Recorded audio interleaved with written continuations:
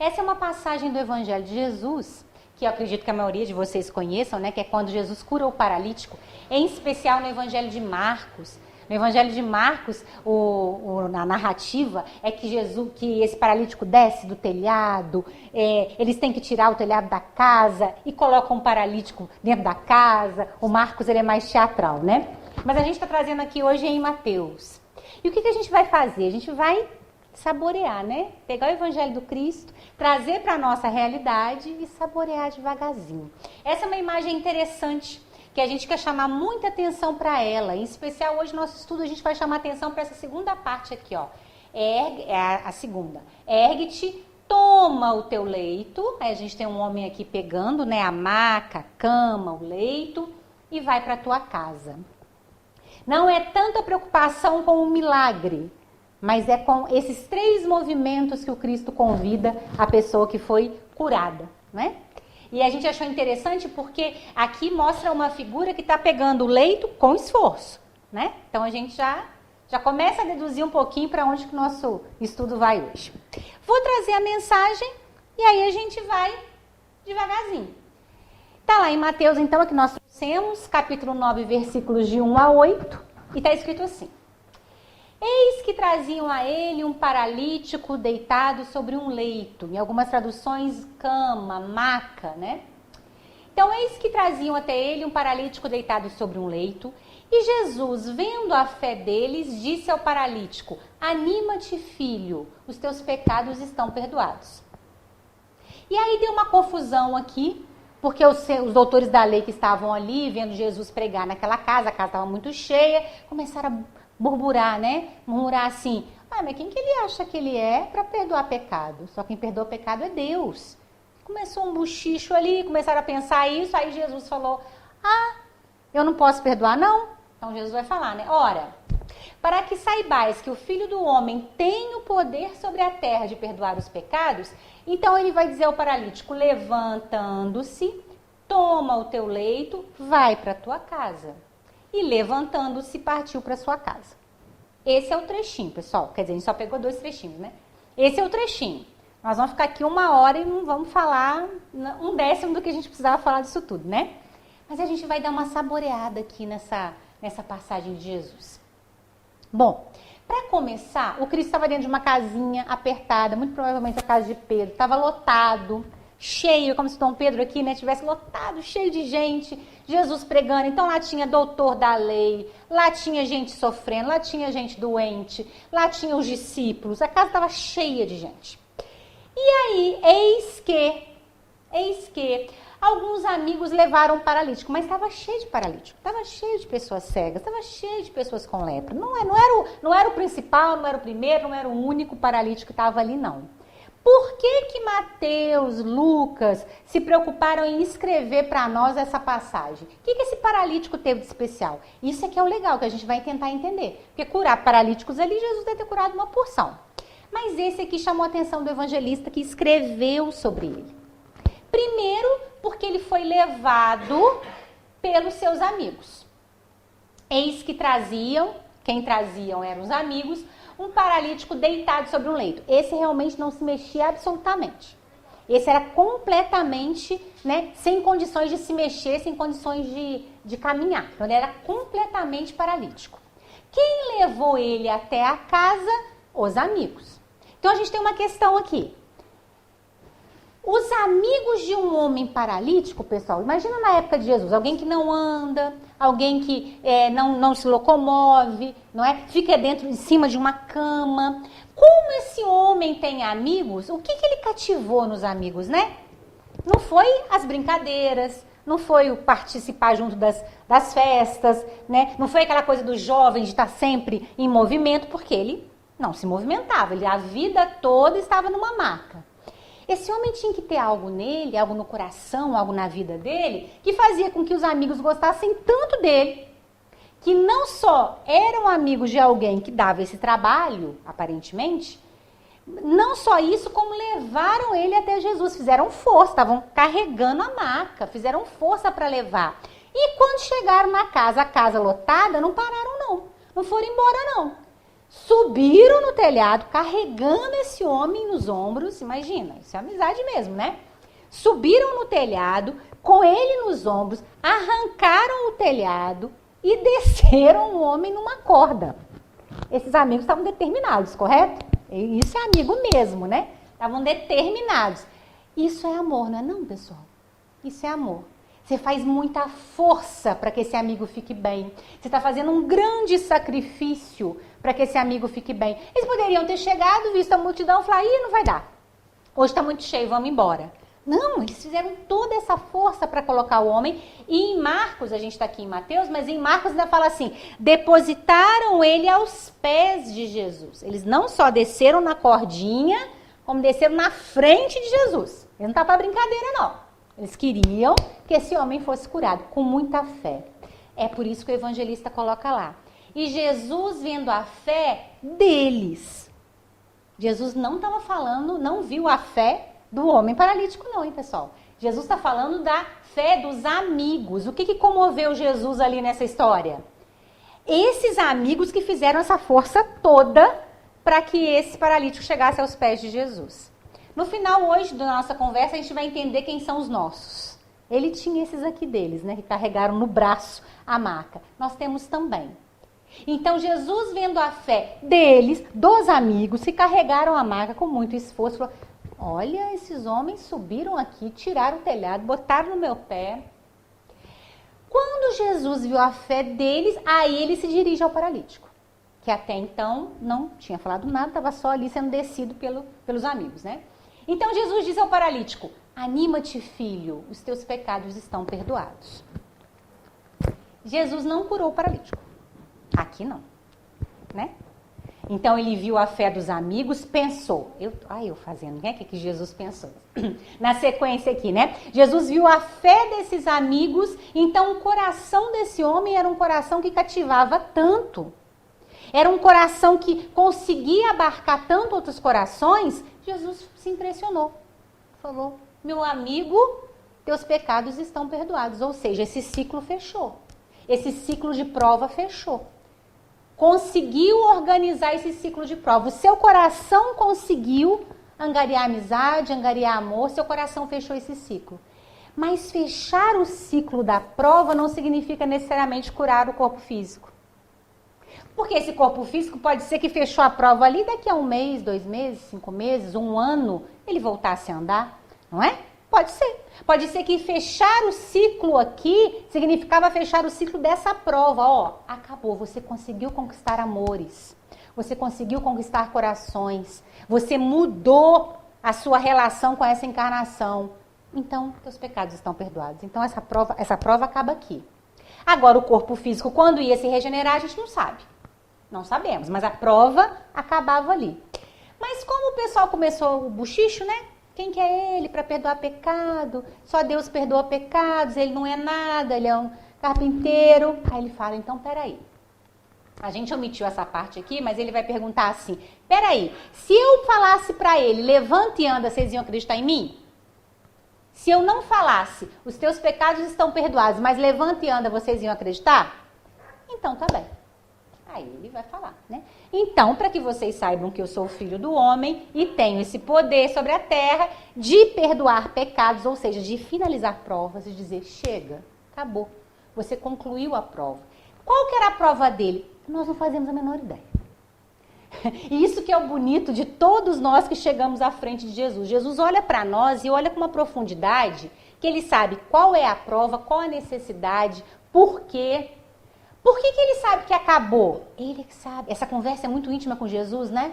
Entre Jesus e nós, essa conversa é muito íntima. Por isso que é só ele que tem o poder sobre a terra de falar isso. Porque ele olha para nós e nos escaneia, né? Ele conhece todo o trajeto. Então Jesus pode com propriedade dizer, aqui acabou sua prova. Ele realmente é quem pode dizer. Acabou aqui. Inclusive por misericórdia. Inclusive por misericórdia, né? Olha, ainda tinha mais 10 anos, mas eu autorizo acabar aqui, por misericórdia. Mas quem faz isso é ele, né? E ele fez. Que conversa foi essa aqui entre os dois? Quando Jesus olhou, o que ele viu? O que ele viu nesse coração que conquista amigos? Foi entre o paralítico e Jesus, né? Então, para que vocês saibam que sou eu que faço isso aqui na terra, diz ao paralítico, levanta-se, toma o teu leito e vai para a tua casa. E levantando-se, partiu para a sua casa. Então, vamos lá. Vamos saborear devagarzinho. Havia, então, um paralítico deitado sobre um leito. Muito bem. Então, há 2000 anos atrás, houve um homem que desde criança não andava. Os amigos se enterneceram com aquela situação, botaram ele no ombro, desceram ele na casa e Jesus foi lá e o curou. O curou da prova e o curou fisicamente, porque uma coisa não tem a ver com a outra. Poderia ser que a prova acabasse, mas ele continuasse paralítico. Mas ele curou, né, das duas coisas. Tá bem. Então, isso foi há 2000 anos atrás. Agora a gente tem uma pergunta para hoje, 2022, para nós, no nosso coração. Nós temos uma pergunta. Essa foi a experiência do paralítico, trazendo a mensagem para nós.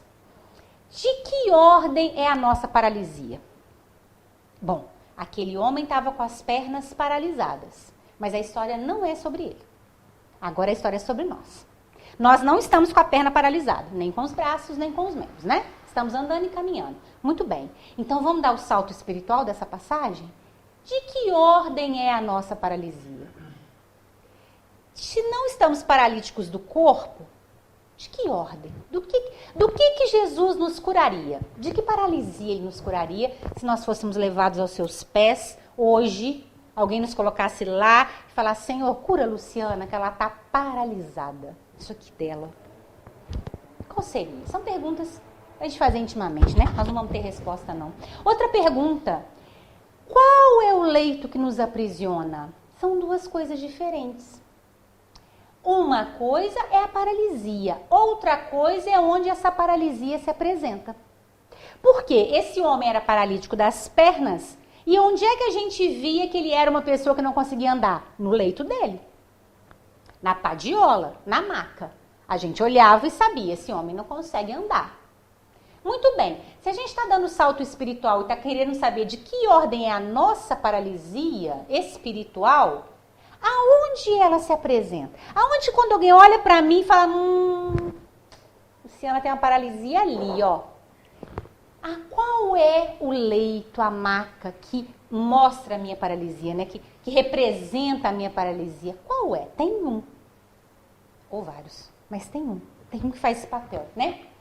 E por fim, nós não vamos ao Cristo separados dos nossos leitos. Nós nos apresentamos exatamente como estamos. Quando a gente vai aos pés de Jesus, que foi o caso dele, quando a gente é colocado aos pés de Jesus por misericórdia, nós não vamos sem o nosso leito, a gente vai com aquilo que representa a nossa paralisia. Graças a Deus, com Jesus não tem como fingir, né? Não dá para eu fingir. Não, Senhor, aqui está ótimo, eu não tenho problema nenhum nessa área. Não tem jeito, ele está vendo o leito, ele está vendo a maca, né? Nós vamos até Jesus com essa maca. Bom, então tem a nossa paralisia e tem a representação da nossa paralisia. Suponhamos que a nossa paralisia seja o ciúme. Suponhamos. O que me paralisa? Há várias encarnações, não é nessa não. Uma vez o Haroldo, numa palestra, disse que tem questões nossas, paralisias nossas, que a gente está há 40 encarnações com ela. Aí, nossa senhora, me deu um cansaço também. Eu falei, meu Deus, né? Não é 40 anos, não, é 40 encarnações que a gente ainda está com essa mesma paralisia. Só que como não é das pernas e dos braços, a gente vai levando, né?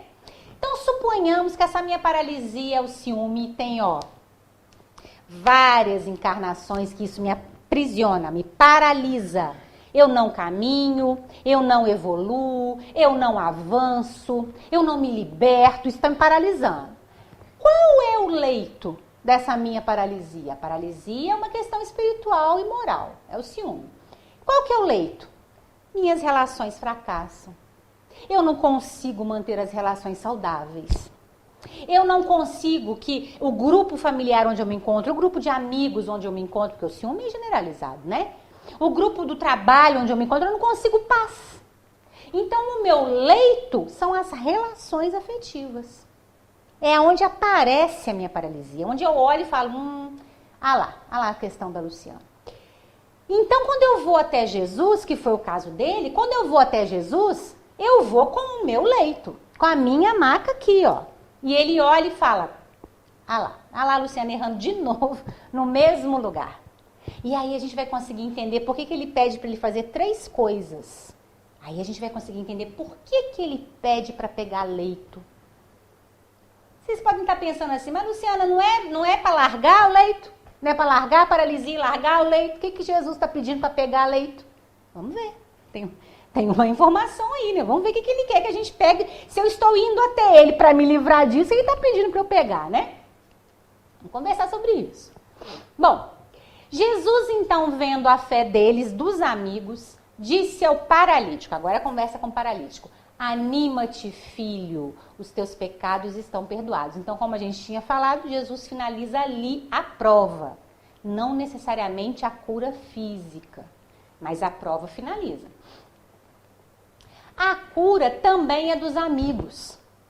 Tanto pela caridade que fizeram, quanto de ver um amigo curado. Jesus, com a sua sabedoria imensa, né?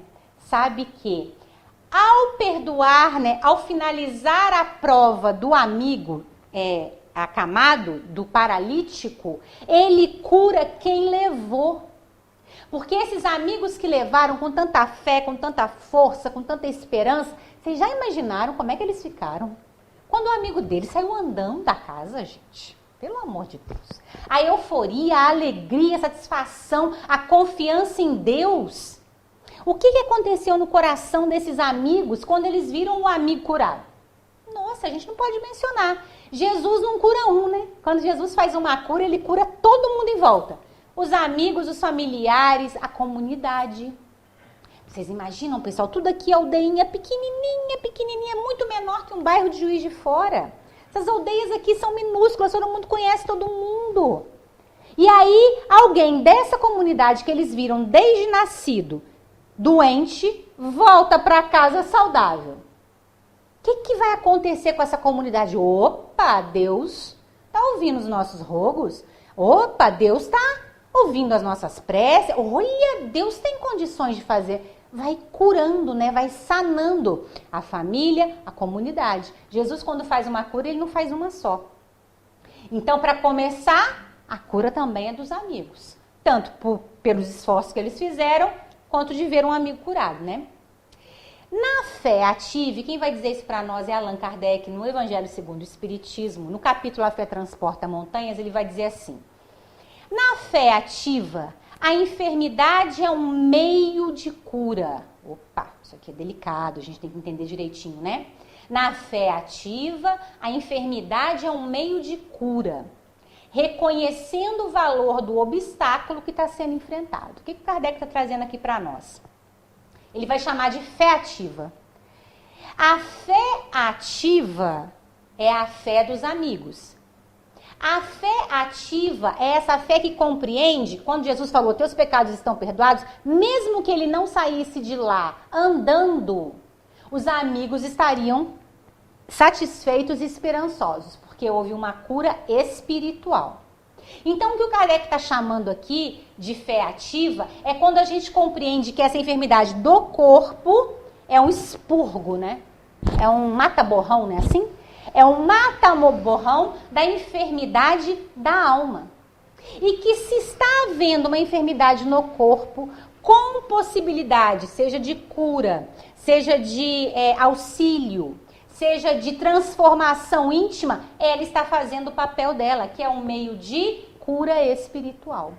Isso aqui, pessoal, Kardec diz uma coisa dessa em 1860, vocês imaginem, né? O que é isso? O que é alguém ouvir isso lá em 1860, onde acreditava que doença é castigo, doença é Deus que não gosta da gente, não é? Doença é uma coisa ruim, desgraçada, que Deus manda para acabar. E aí o Kardec vem falar, olha, a enfermidade é cura. Isso aqui é delicado a gente entender, né? Porque numa primeira vista, não é. Numa primeira vista, a gente não quer estar doente, claro, não é? Numa primeira vista, a gente quer, claro, graças a Deus. Aliás, a leitura inicial de hoje foi sobre a ciência. Então, perfeito, a ciência vai procurar a cura, perfeitamente é isso mesmo. Mas o que o Kardec está querendo dizer é que o espírito que está enfermo, quando ele reconhece essa realidade de que há algo ali que está sendo expurgado, muda a consciência dele sobre a condição que ele está. Muda a consciência dele. Isso é inevitável, né, meus amigos?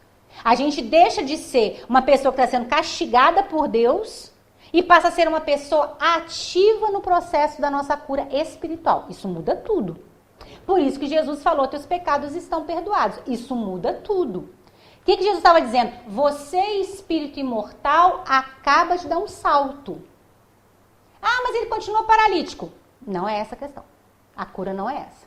A cura é, esse espírito finalizou. E se ele finalizou uma paralisia de 10 séculos, 15 séculos? E se há 15 séculos esse homem não fazia um amigo? Porque era arrogante, né, Renata? A gente está falando disso hoje, né? Da arrogância das pessoas, né?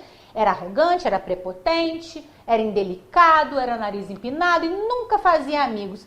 Há 15 séculos ele faz isso. Nessa encarnação, ele conquistou tantos amigos que os amigos fizeram um esforço, gostavam tanto dele. Olha olha o salto espiritual. Mas estava paralisado das pernas. Mas e o espírito?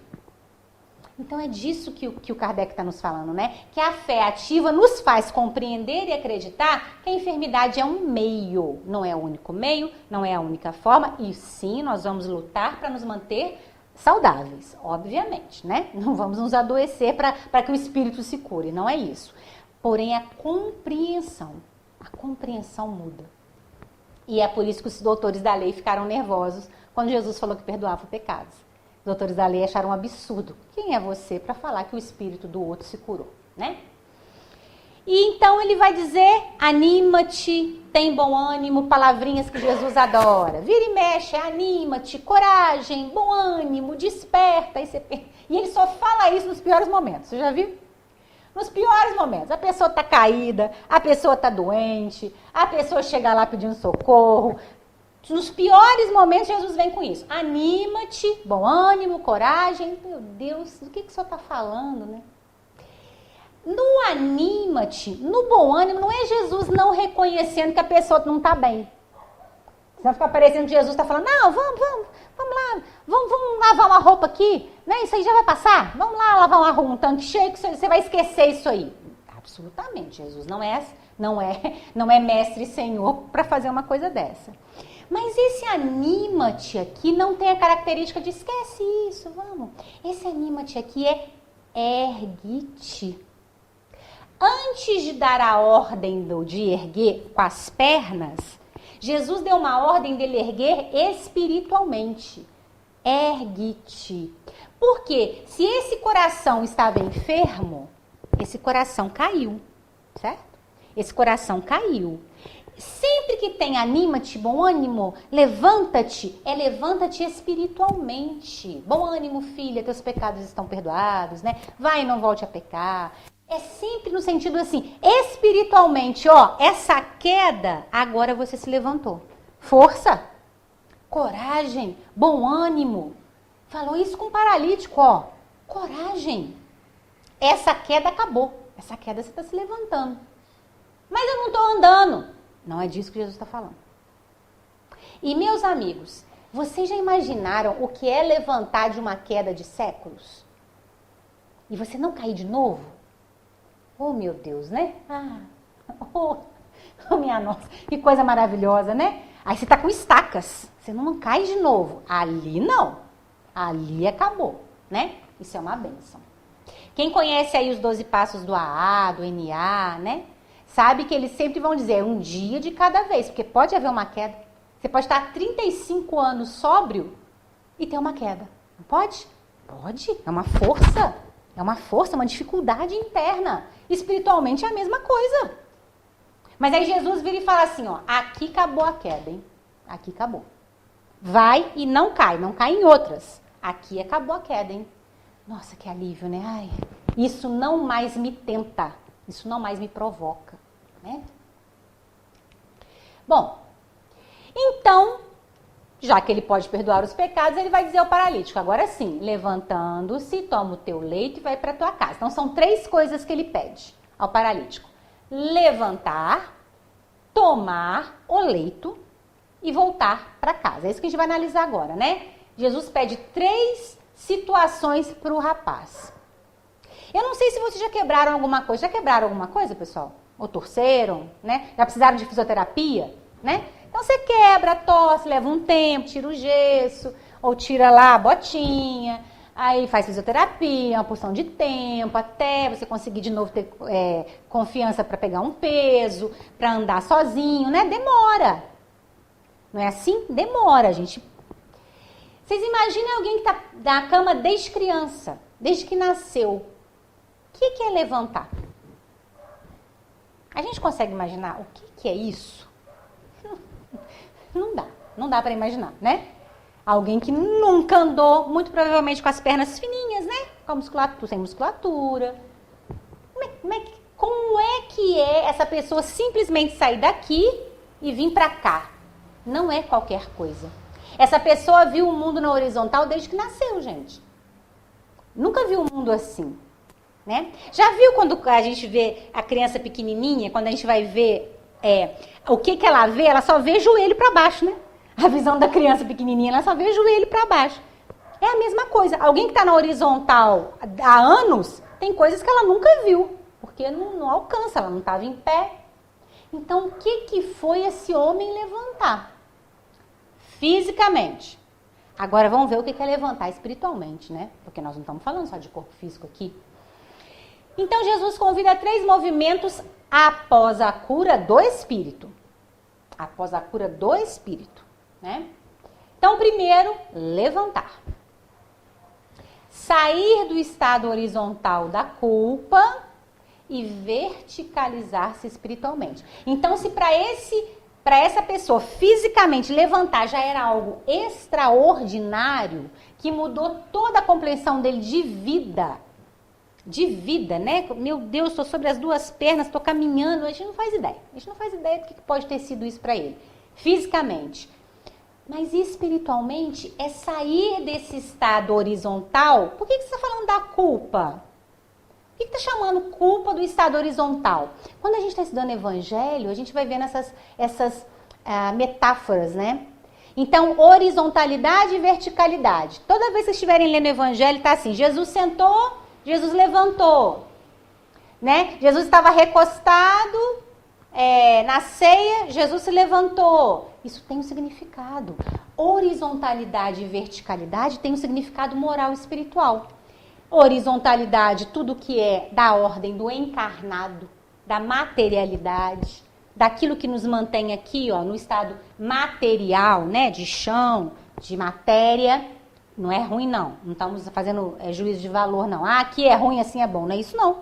Porque a gente está encarnado, a gente vive as coisas do encarnado.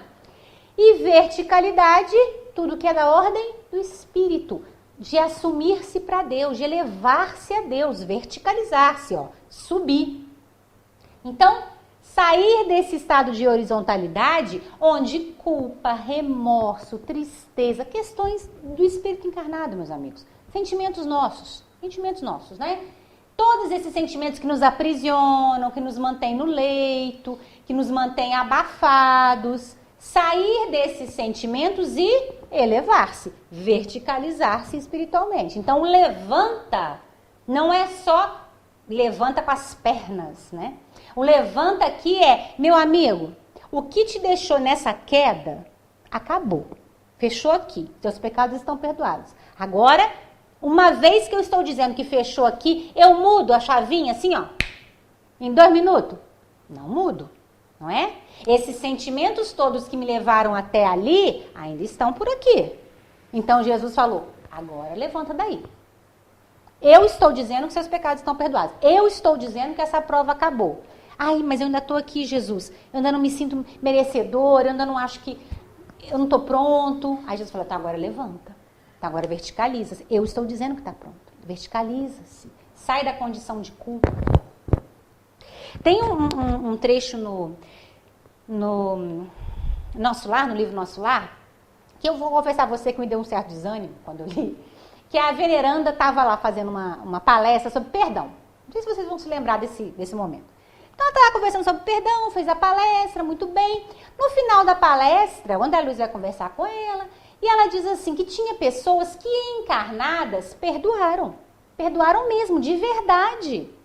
Realmente perdoaram, o coração estava tranquilo, de fato deixaram aquilo para lá, mas ao desencarnarem, quando elas viram a situação toda, porque elas viram o cenário inteiro, né? Por que aquilo aconteceu daquela forma? Por que a pessoa agiu daquele jeito?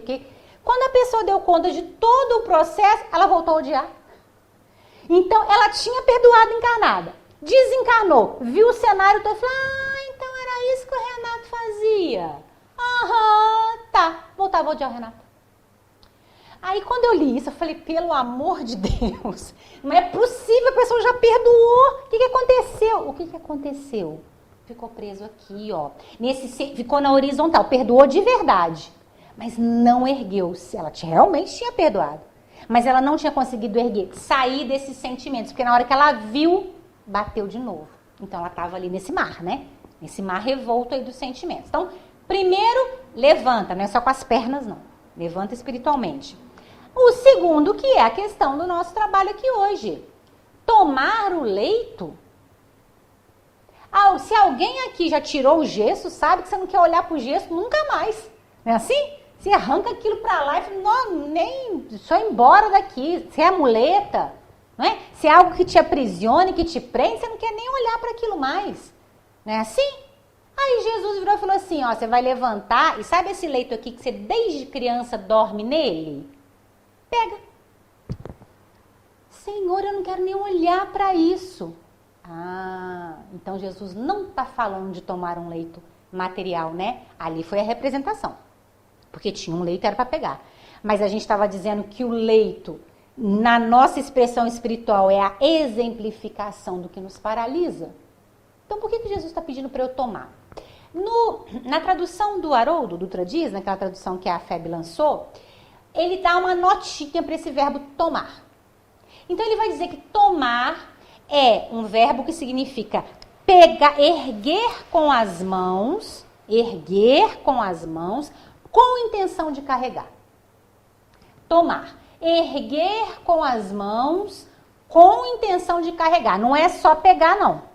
Porque pegar, eu posso pegar e ficar paradinha aqui, né? Fazer de conta que não é comigo, né? Ou eu posso só encostar e ficar aqui, já peguei. Não. Tomar é erguer, tirar do chão, olha lá, ó. Tirar da horizontal, verticalizar com intenção de carregar. Porque eu posso só levantar e ficar parado. Não, é com intenção de carregar. Então, tomar. Toma o teu leito, né? Erguer com as mãos com intenção de carregar. Aqui, o espírito, através da cura, se levantou da padiola, da cama, da maca, mas ela ainda lhe pertence. Essa depuração acontecerá através da reforma íntima.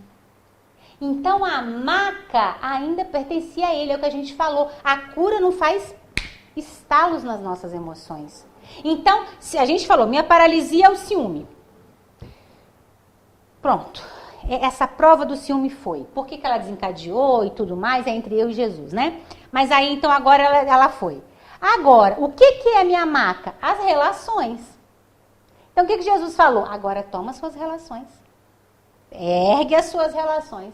Levanta as suas relações e carrega. Porque esse vai ser um processo de depuração devagar. Esse processo da maca vai ser devagar. Então, tudo que tiver a ver com as emoções geradas pela paralisia, vai ser devagar. Mas e se eu largar para lá, então, minha maca? E se eu não me relacionar mais? Então tá, não me relaciono mais não, tudo bem. Então, nem vivo essa tentação. Vou viver uma eremita. Não vou me relacionar com ninguém. Aí não verticaliza. Aí não levanta, né? Aí eu chego no mundo espiritual e tudo de novo. Aí bota lá na fichinha, né? Outra vez. A Luciana não se relacionou dessa vez. Lá vai, Luciana, né? Uma casa com 10 pessoas e um banheiro, né? Ah, vai, a Luciana vai ter que ir, vai ter que juntar, vai ter que relacionar. A minha padiola são as relações. Eu não posso deixar a padiola no chão. Erguer com a mão, a fim de carregar. E é por isso que a gente vai com padiola para Jesus, porque a gente não deixa de ser a gente quando se aproxima do Cristo, né? Tem algumas pessoas que me falam assim, hoje eu fiz tanta bobagem, tanta besteira, que eu não tenho nem coragem de rezar. É o dia de rezar. Esse é o dia, né? Vai com Jesus com padiola e tudo. Vai, Senhor, fiz bobagem hoje, fiz da... Então, cheguei aqui com a minha padiola, tô aqui nos seus pés e me acode, porque essa sou eu, não é assim? Então, erguer-se e tomar a padiola é você saber que essa depuração, esse momento, né? Às vezes a gente fala assim, nossa, já tem tanto tempo que eu sou espírita, tantos livros que eu leio, tantas palestras que eu assisto, que eu faço, e ainda, quando eu percebo, eu estou fazendo. É um processo lento, essa padiola que ela vai ser deixada mais devagar, aos pedacinhos. Eu não vou conseguir deixar ela no chão, né? Não vou conseguir deixar ela no chão. E por fim ele fala voltar para casa. Parece óbvio, né? Parece óbvio. É o primeiro lugar que você ia querer ir para contar que você ficou bem, que você ficou saudável, que você ficou feliz, né? Então, volta para casa. Parece óbvio. Quem vai nos contar que ele não voltou para casa é o espírito da Amélia Rodrigues, não é? No livro, acho que Trigo de Deus, se alguém me lembrar aqui, acho que é Trigo de Deus, que ela vai contar a história dele e vai contar que ele não voltou para casa, né? Que ele foi curtir com os amigos, afinal de contas, né? Era jovem e foi curtir com os amigos. Não voltou para casa, mas isso não tem problema não. A mensagem é que nos importa, né? Porque você vê, são 3 movimentos. Erguer, tomar a padiola, ele fez os 2. Ele se ergueu, ele pegou a padiola, saiu da casa com a padiola nas costas, mas não voltou para casa. O que isso significa para nós espiritualmente? Que ele não voltou para casa é uma questão lá, né? Mas o que significa para nós espiritualmente? Voltar-se para si mesmo, na sua casa mental, né? Só assim será possível deixar o leito. Casa mental, uma expressão que está lá no livro No Mundo Maior, não é? O Calderaro vai contar para o André Luiz sobre a casa mental, as 3 divisões da casa mental, não é assim? Que a gente tem o porão da casa, tem a casa, tem o sótão. A casa mental, onde estão todas as nossas emoções, sentimentos, nosso psiquismo. Então, voltar para casa é voltar para si. Você vê que o moço fugiu. O moço não voltou para casa, o moço fez de conta que não tinha mais nada para fazer, né? Mas o convite de Jesus é deixar o leito só é possível se você entender suas emoções. Senão, a gente não deixa o leito, pessoal. Senão, a gente repete de novo e de novo e de novo. Sabe aquelas pessoas assim, que a encarnação toda vai ter problema com dinheiro? Toda encarnação ela tem problema com dinheiro. Toda encarnação ela tem problema com relações. Toda encarnação ela tem problema no trabalho. Entra no trabalho, sai do trabalho. Entra no trabalho, sai do trabalho. Não consegue fixar no trabalho. O que é isso? É padiola. Tem algo ali que está paralisando e está paralisando muito. A pessoa não está conseguindo crescer, avançar, evoluir. Mas ela não está entrando em casa. Ela não volta para casa para saber o que está acontecendo. Então, ela vem ao centro, ela toma passa, ela toma água fluida, ela melhora, ela lê os livros, ela ergue, pega a padiola. Agora, não brigo mais em casa, hein? Parou. Se a minha padiola era minha família, não brigo mais, vou... E aí, daí uma semana briga. E aí, daí uma semana da confusão. Porque tem um terceiro passo, que é o voltar para casa. É entender esse processo de sentimentos dentro da gente. Está brigando em casa por quê? Porque minha mãe é ruim, meu pai é ruim, meu filho é ruim, meu tio é ruim. Pensa bem. Eles não são padiolas de ninguém. Padiolas não são pessoas. Olha que maravilha. Deus é muito bom conosco, né? Padiola não são pessoas. Não são pessoas que nos aprisionam. E por isso que ele manda voltar para cá, para casa interna. Mas é ela. Não é ela, Luciana, é a Luciana, né? Então, o terceiro movimento, voltar para casa. A casa, então, não é um lugar sem conflito. A cura é ressignificada no dia a dia.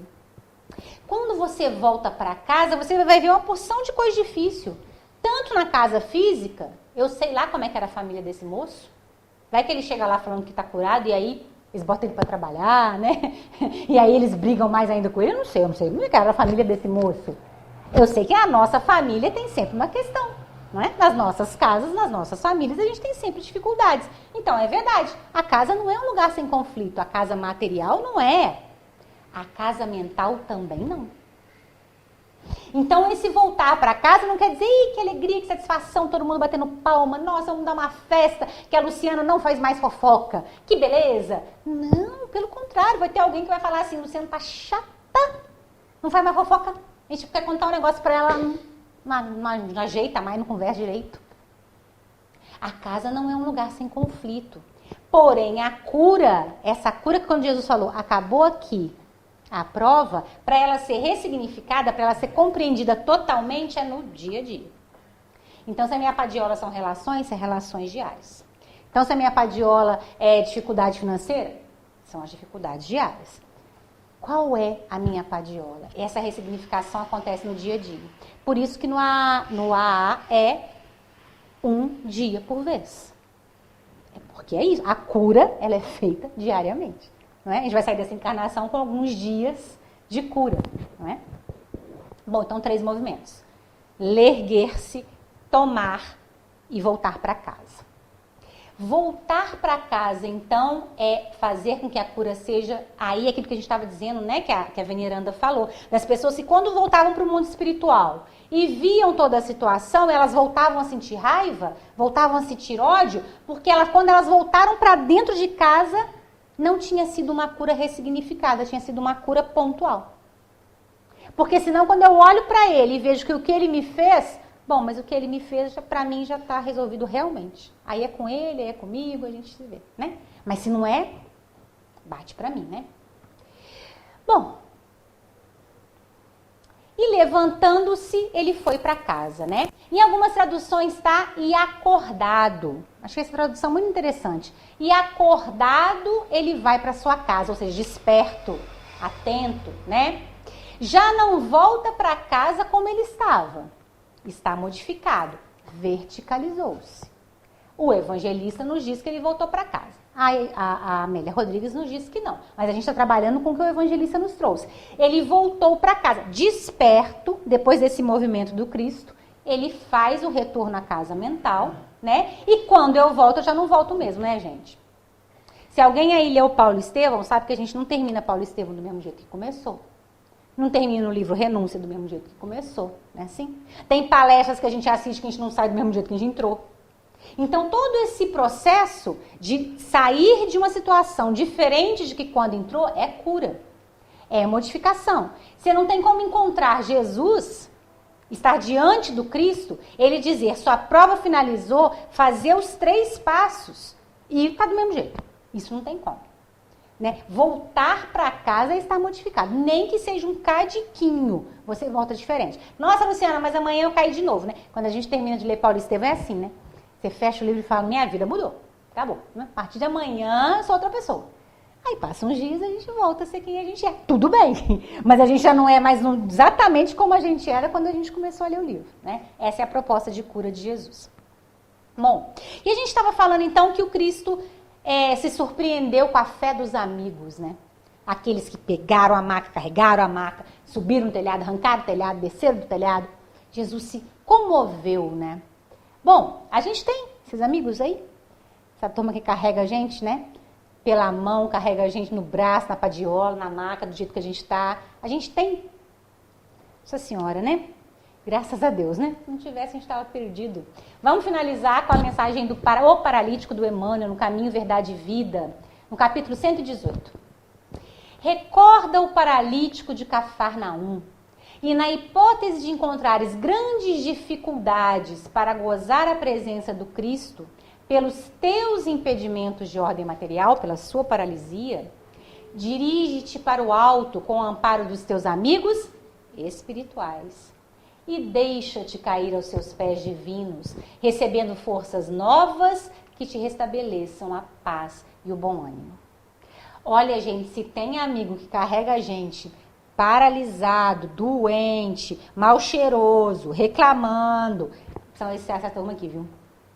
Ou amigo para carregar e levantar e sustentar e levar a gente até Jesus quando a gente não consegue ir. Porque tem momentos que a gente não consegue mesmo, não. Tem momentos que não dá para fazer nem prece. Aliás, tem momentos que não dá para nem ler livro, não é assim? Tem momentos que você começa a ler uma mensagem e fecha. Ih, não estou nem entendendo o que está acontecendo. Você começa a tentar fazer uma prece e não sai. Tem momentos de dor profunda, que a paralisia está muito grande. Nesses momentos, fala assim, turma do Dom Pedro, jardineiro de Deus, me acode, não é assim? Nesses momentos, quem vai carregar a gente, sem condições, até os pés de Jesus, são eles. E como? A gente tem a bênção, graças a Deus, né, dos processos intercessórios. Jesus vai olhar para eles e vai falar, olha, esse pessoal aí eu conheço. Luciana até que não merece, não.